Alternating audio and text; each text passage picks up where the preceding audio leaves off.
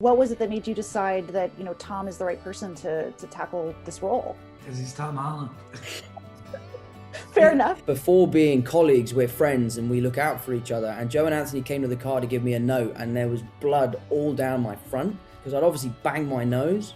And there was that conflicting thing where both of them were like, "Oh my God, I hope you're okay, but this looks amazing." Like, do you want to go again? Like, what do you want to do? I was like, "I'm fine, just roll the cameras, let's go." Hi, I'm Devin Kogan, and welcome to Entertainment Weekly's Around the Table with the star and filmmakers of Cherry. I am here with Tom Holland and directors Joe and Anthony Russo. Thank you guys so much for joining me. No, thanks for having us.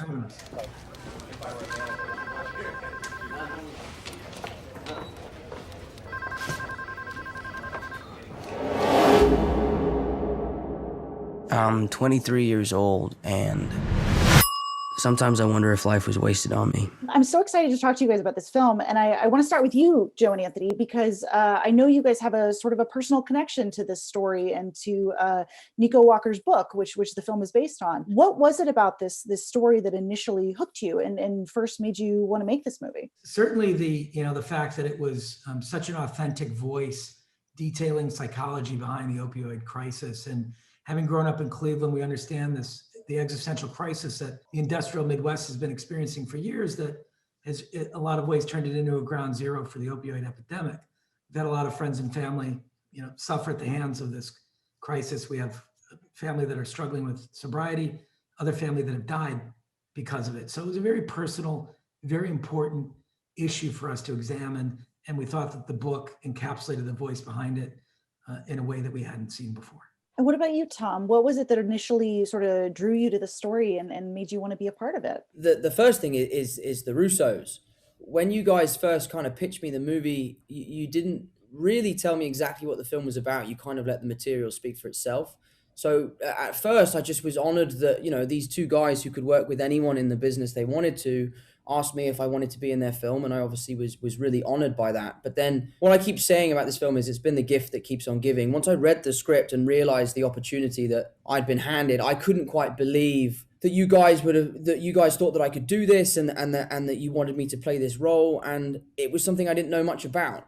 The opioid crisis is something I really didn't know much about, and learning about it and making this film and now finishing the film and finally getting to the stage of releasing it, I really hope that we are able to kind of shine the light on a problem that is happening on everybody's doorstep. It's an invisible problem, and I really hope that young kids can see this film and people can see this film and react differently to people who are suffering from substance abuse and hopefully make a difference in society. I have this noise in my head.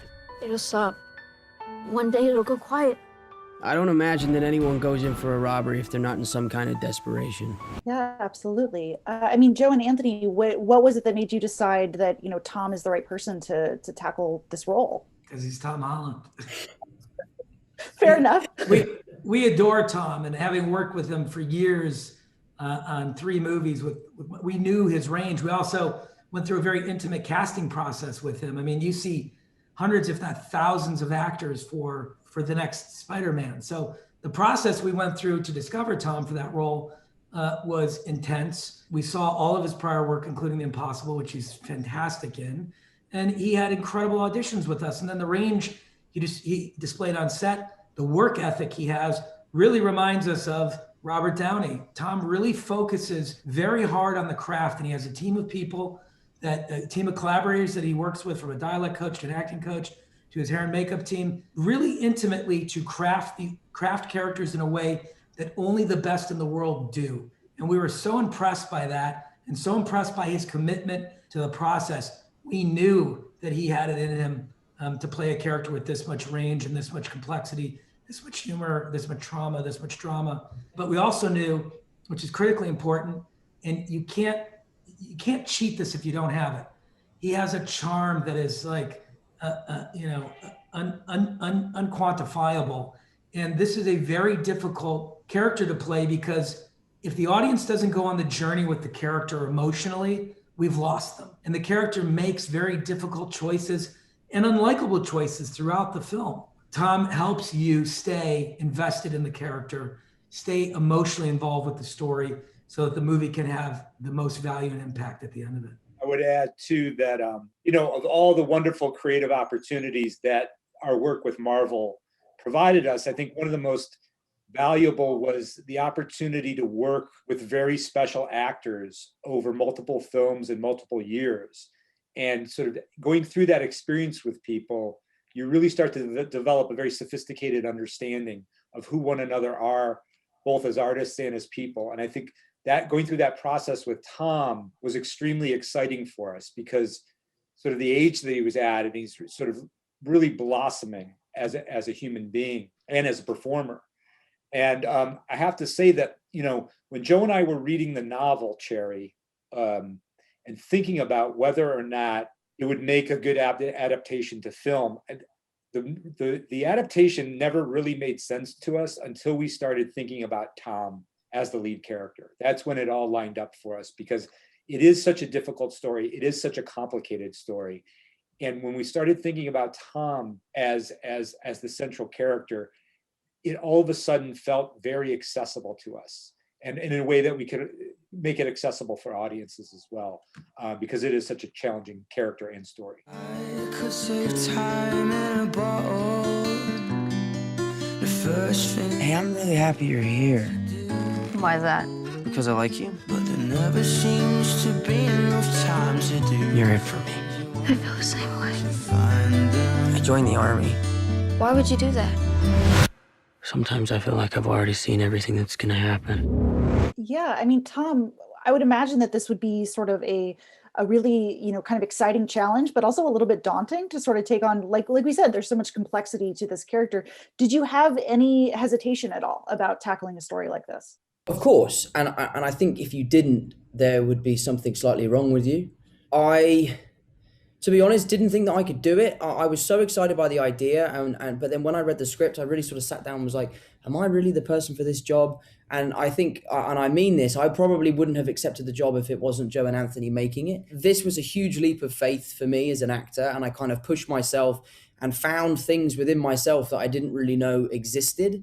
And had I not had these two in my corner kind of guiding me through this process, and if I had a wobble and fell over, they would pick up the pieces and put me back together again. So yes, I was daunted, but I knew that I had the two very best there to look after me and to make sure that I was okay, and also to make sure that I did the best work possible. I pushed myself hard, but you guys pushed me even harder, and I'm so grateful for that, because it means that I look back on this film and know that I gave absolutely everything. There's nothing that I left at home. So yes, I was very daunted, but I love a challenge, and I think it's healthy to challenge yourself. It's healthy to put yourself in situations where you feel uncomfortable. One of the most valuable things that we have in this film is Sierra Bravo. She is absolutely incredible. And if I didn't have her as my teammate, as my partner in crime in this film, it would have been, I think, half the experience and also half the final product. She adds so much to the film, and the love story between the two of us is really the backbone of this entire story. For me to have her, and for us to be able to be absolutely vulnerable with each other on set, was so valuable to the success of this film. So we're all very lucky to have her. That makes a huge difference. Absolutely. And I'm curious, we've talked a lot about sort of the tone of this movie and how, how specific it is. It can be extremely bleak and dark, but there is, it's a love story, and there's a little bit of comedy here and there. Joe and Anthony, how did you kind of want to find that right balance and find the right, tone for this sort of complicated, high wire act of balancing that? We always like stories that have a great range of experience with them. And we like movies that feel balanced. So, we're always looking to create a sense of, in all of our Marvel work as well, it was important to us to just not only to entertain and excite, but also to make people think, create real jeopardy and real loss for people. We like the whole range of human experience. So with this movie, we knew it was challenging subject matter. So it was very important to us that the movie be watchable. We didn't want anybody to come to this movie and feel like they were taking their medicine. We wanted the movie to remain entertaining, funny, endearing. We wanted it to have a whole range of qualities to it. And the way we work, Joe and I kind of think of ourselves sometimes as like alchemists. We'd like to mix ideas and tones and things in ways that seem kind of incongruous with one another, because it tends to spark something new. And in order to work that way, you have to work with extremely talented performers. performers that know how to hold a center while you're playing with stretching the limits of what something can be tonally on a sensibility level. A lot of times it ends up, you figure out what it is in the doing, in the execution. It's working with Tom on set about how a scene is going to be played. It's working with Tom and Sierra about how they're relating to one another, or how Tom is relating with the other characters in the film. And it's a process of experimentation that involves the entire creative team. And you end up finding it. Sometimes you don't end up finding it till the editing room, but it's a long process that you go through, starting with the script and all the way through the filmmaking process. But it was really exciting on this movie because, like Tom was saying earlier, the movie is a bit of a leap of faith in many ways. And so to a large degree, we had to find it as we were going. And that was a really satisfying process, creative process. And it's a nightmare.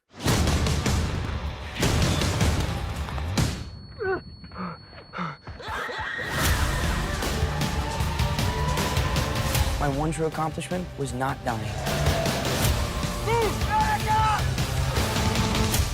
Yeah, and I mean, I know you guys all did some research, and you guys kind of worked with consultants to sort of prep for this role. Did any of you speak with Nico Walker at all? I had 2 conversations with Nico. He was incarcerated at the time that we were shooting the film. The first conversation was in obtaining the rights to the book, and the second was just a follow-up conversation. He wasn't intrinsically involved, obviously considering the circumstances. But we did talk to, as you mentioned, a lot of consultants, soldiers who are suffering from PTSD, former addicts. We had a consultant on set who was a former addict, so that the drug use could be authentic and realistic and specific, and that we wanted the emotional truth of the movie to be as real as possible as well. So drew upon our own life experiences.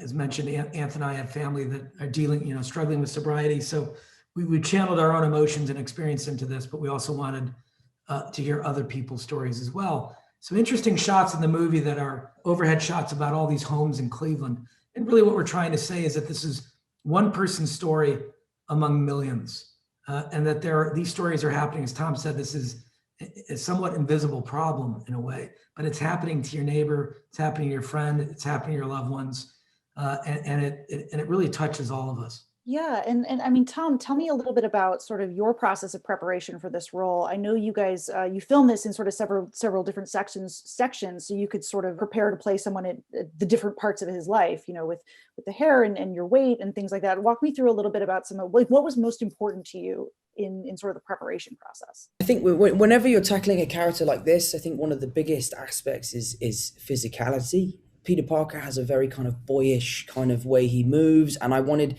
to really steer away from that. But what was so difficult was the task that Joe and Anthony had set is when we meet Cherry, he needs to be this kind of likable 19-year-old, and that's kind of what Peter Parker is. So the thing that I found really difficult was finding a different version of who that character could be. As far as preparation goes, losing the weight was the biggest thing for me. One of those things that I just had to get on with. But the preparation, I mean, it was all about, losing the weight and finding the physicality. My makeup artist, Rachel, and I sat down months before we started shooting and really tried to plan out the different looks for Cherry. There's 6 chapters to this film. There's 6 different versions of him. And we wanted to find a way which we could make each version of him different, but also find a way to bridge the gap between each, researching, speaking to veterans, going to the VA and interviewing people. And I think what I learned from that was it took so much for these men and women to share their stories that it gave me kind of this enthusiasm to do justice to their stories. And I guess that's the reason why we all work so hard, is because this is a real problem and we wanted to make sure that we did justice to their stories.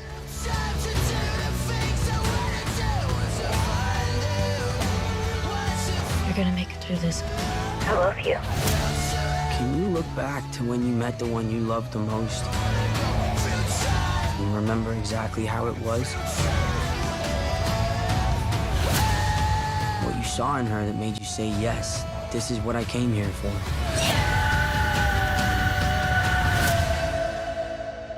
Sometimes I feel like I've already seen everything that's gonna happen. Yeah, so you mentioned, the structure of this film, which I love, where it's split into these 6 chapters.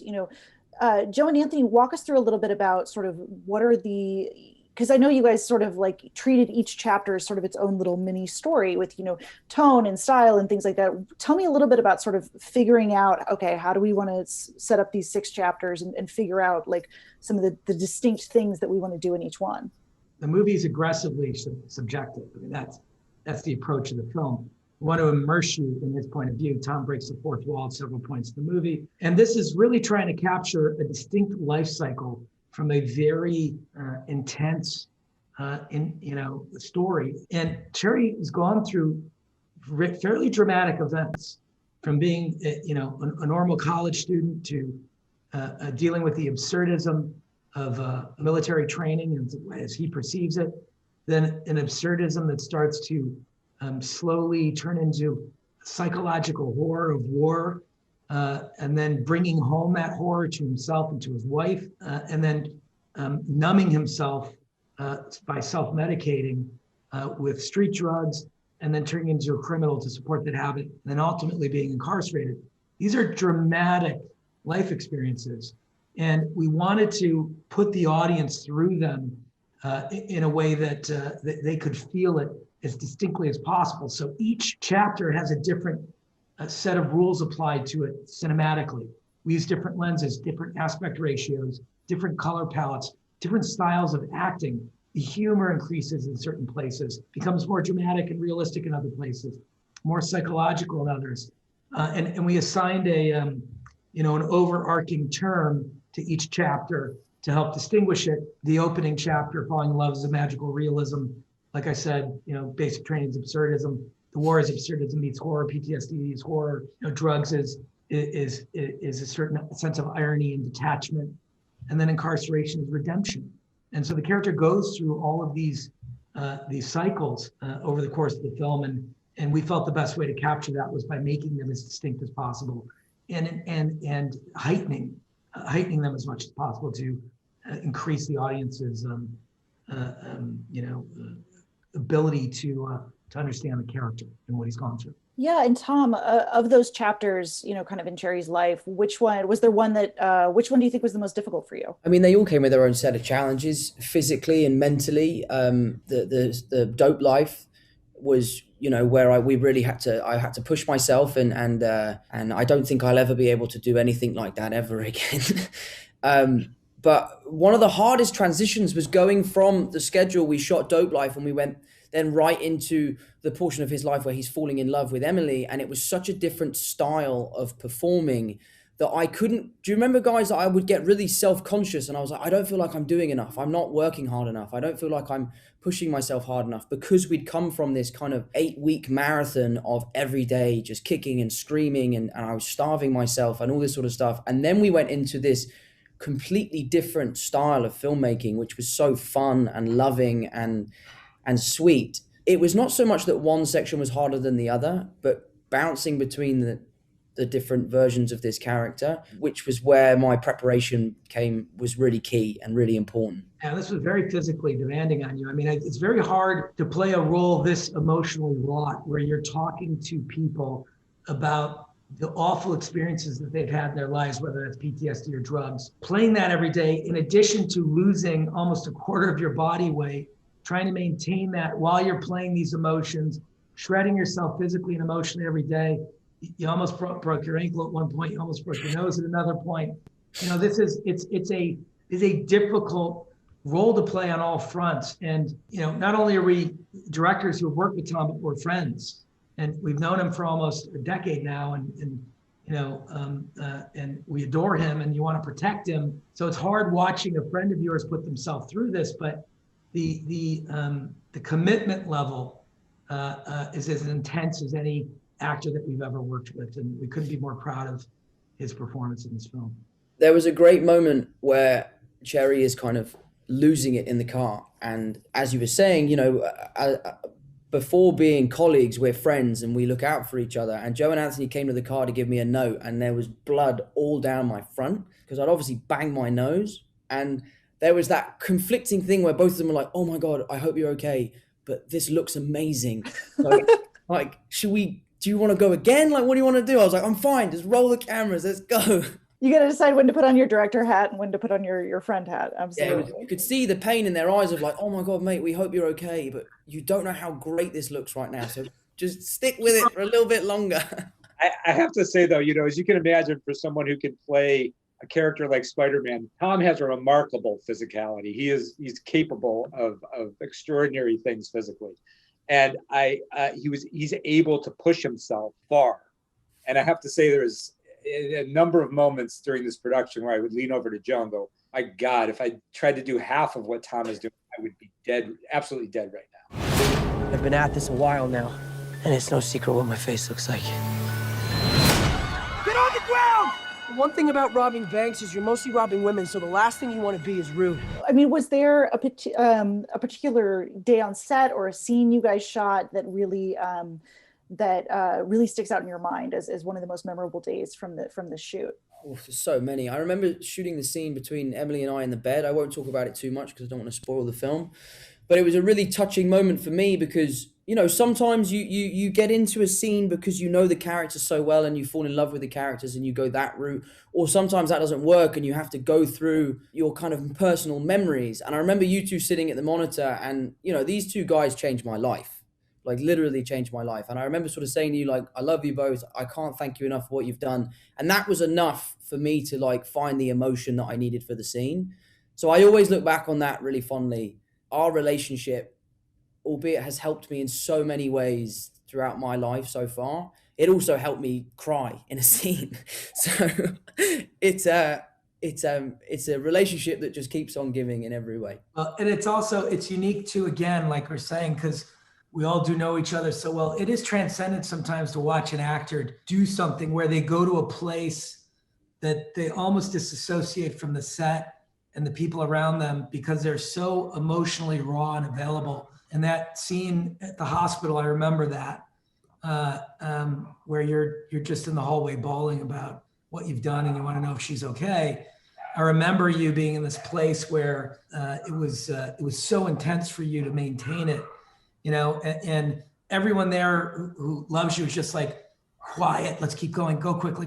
We have to help Tom out, help him stay in this place. And it's hard to watch, frankly, because you feel bad because at the end of the day, we are play acting and, we're putting these things on film for entertainment, but, people are opening themselves up raw to the world. And I admire that tremendously about you is that the minute that's over, you can turn it off, you calm down for a few minutes and you're right back to who you are. And I think that's a gift. As an actor to have that level of technique and that level of craft. Yeah, I mean, you guys have talked a lot about, how that initial audition process and that initial meeting of you guys, for Spider-Man. I mean, Joe and Anthony, when you think back to like those first screen tests with Tom, I mean, did you have any sense then that like, okay, that one day you guys could work on something like this? Like, did you have any or was that not even in your mind? At the time, we were very focused on what our immediate needs were. For sure. Well, you didn't predict that we'd be making a PTSD drug movie 3 years later? That wasn't in the back of your head? Like, oh, wait, We did know, like Joe was mentioning earlier, the search for that character was extremely extensive. But I remember how quickly Joe and I responded to Tom as a performer. I think that speaks to what you're saying. Like, we had a very strong reaction to him and a very clear reaction. And it was like an epiphany moment. And I would say that like once we got to work together, that's when the creative possibilities, again, I don't think we got to think about anything past that for a long time because then the pressure of just literally bringing that character to screen was immense. And so Tom was completely focused on that. Joe and I were completely focused on that. Robert Downey was completely focused on it. It was a very singular drive we all had at that time. So we're obviously shooting Spider-Man 3 at the moment in Atlanta, and I walked into the stage, not where I first met you guys. I first met you guys in the production office, in your office, but I walked into the stage where I had my audition. Oh, wow. And it was one of the strangest feelings. A mixture of terror, of kind of reliving that moment of walking in and seeing you guys and seeing Robert Downey Jr. And then also standing there being like, I'm now making the 3rd Spider-Man movie. It's so it's one of those pinch me moments. And if I was saying earlier, if I woke up from a dream and none of this was real, I'd be like, yeah, that makes sense because it's too crazy. So yeah, it's been a real roller coaster. Strange journey. Yeah. Definitely. I mean, Tom, for you, you know, working with these two, was there something that felt different about working with them on this as opposed to, you know, working with them on some of the Marvel movies? Is there a way you feel like they upped their game or you guys got to try something new? I mean, I think creatively, and you guys would probably agree with this, you had more freedom when it comes to a film like Cherry. I mean, the way you kind of manipulated the camera and the way you designed the sets and the difference in costume and hair and makeup and even performances throughout the course of the film. But I think one of the most amazing things about you guys is how, regardless of whether you're making a $500 million blockbuster movie or a small independent feature film, the same level of love and hard work goes into it. And the collaboration you have with your crew, the idea that you have that whoever has the best idea has the best idea. It doesn't matter if it comes from an AD or a camera operator or an actor. So no, I wouldn't say there was a massive difference in the way you guys approached the on-set working day in and day out, albeit we had to work a bit quicker than we did on Avengers. There wasn't as much like, oh, don't worry, we'll just shoot that next year. We'll pick that up. We'll fly everyone back again. We didn't have that same luxury. I was also, as one of the things, and I'll be honest, I was really worried about it. I was worried that, like, how are these guys going to go from making the biggest film of all time to then making a small film like this? But you know, you're pros, you took it in your stride, you kind of were the captains of the ship and guided us through it. And I look back on it and it's been my favorite movie I've ever worked on. I look back on it so fondly and we had so much fun and we achieved so much. I'm proud of everything that everyone's done. I'm so excited for the world to see what we've achieved. So this has been Entertainment Weekly's Around the Table with Tom Holland and the Russo brothers for Cherry. Check out the film when it hits theaters February 26th and on Apple TV Plus on March 12th. Thank you guys so much. This has been a blast. Thank you. Thank you so much for your time. Appreciate it.